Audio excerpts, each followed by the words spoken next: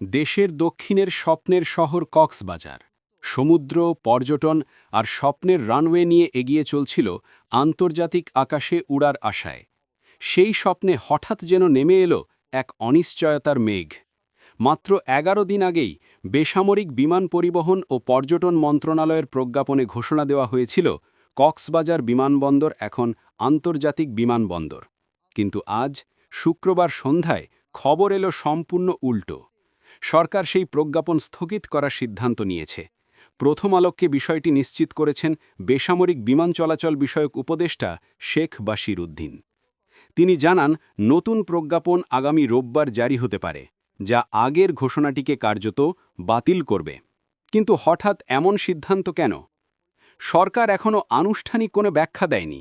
তবে সংশ্লিষ্ট সূত্রে জানা গেছে, বৃহস্পতিবার প্রধান উপদেষ্টা অধ্যাপক মুহাম্মদ ইউনুস মৌখিকভাবে প্রজ্ঞাপন স্থগিতের নির্দেশ দেন।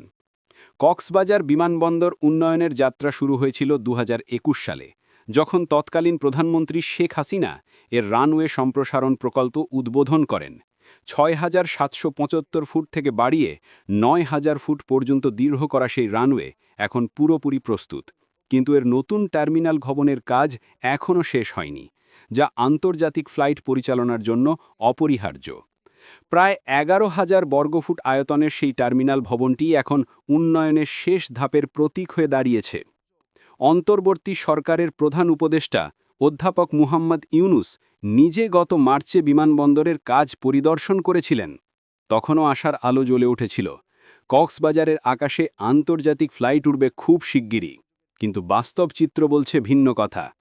এখনও পর্যন্ত কোনো দেশি বা বিদেশি এয়ারলাইন কক্সবাজার থেকে আন্তর্জাতিক রুটে উড়তে আগ্রহ দেখায়নি।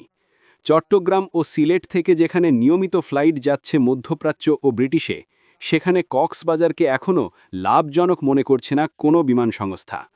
বিমান বাংলাদেশ এয়ারলাইন্স চলতি মাস থেকেই কক্সবাজার ঢাকা কলকাতা রুটে ফ্লাইট চালুর প্রস্তুতি নিচ্ছিল।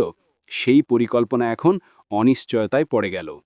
সব মিলিয়ে কক্সবাজারবাসীর দীর্ঘদিনের আন্তর্জাতিক স্বপ্ন আপাতত থেমে গেল এক সরকারি প্রজ্ঞাপনের স্থগিতাদেশে।